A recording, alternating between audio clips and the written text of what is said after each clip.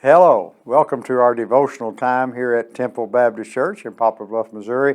Certainly glad that you chose to be with us. We're trying to bring something to you today that will encourage you in your everyday life. We're in 1 Corinthians chapter 3, verses 1 through 9. If you care to look at all of those, I'm just going to look at verse 9 and talk a little bit about the Corinthian church. They demonstrated a lot of immaturity. They were, in fact, in verse 1, Paul calls them babes in Christ. And I, brother, could not speak to you as the spiritual people, but as to carnal, as to babes in Christ. They just weren't growing in the Lord. But in verse 9 it says, "For we are God's fellow workers. You are God's field. You are God's building." And I think the part of the immaturity that we find in the Corinthian church is the group that either followed Paul or Apollos. That's we find that in here about Paul talking about that, and he's going to go on to say that it's neither one of them. It's God that gives the increase. But evidently Apollos was a gifted preacher, and we don't know a whole lot about him. We've not been told a whole lot about him other than his ministry time at Corinth. He was there.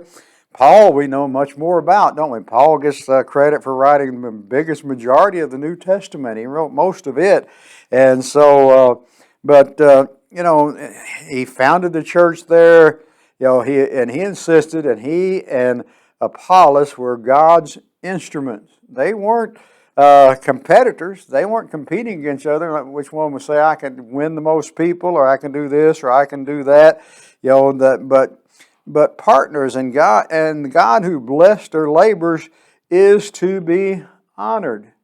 And I think Paul goes on to say a little further here to explain to the church that church is like a field of sowing the seeds with expectation of a harvest. You put out a garden, and it's getting to be garden time. You put out garden, you have an expectation of a return on that, but you have to do some labor.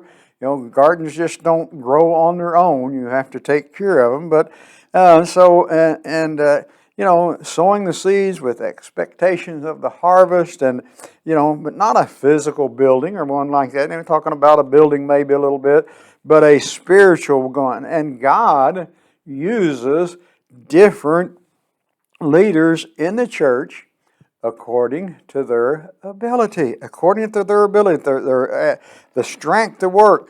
None is greater than the other. We're all equal in the eyes of God. None are greater than others. Members of the church benefit from those who sow the seeds of the gospel.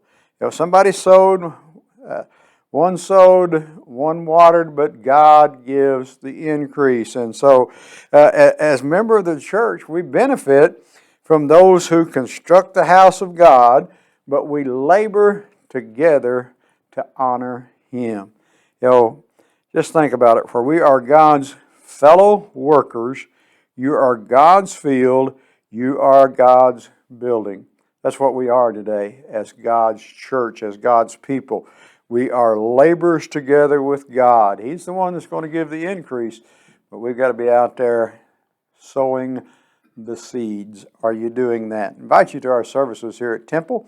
We meet on Sunday mornings at our first services at 8 o'clock. Then we have Sunday school at 9. And then we have our second worship service at 10 o'clock. Then Sunday nights at 6 and Wednesday night at 7. May God bless you is our prayer.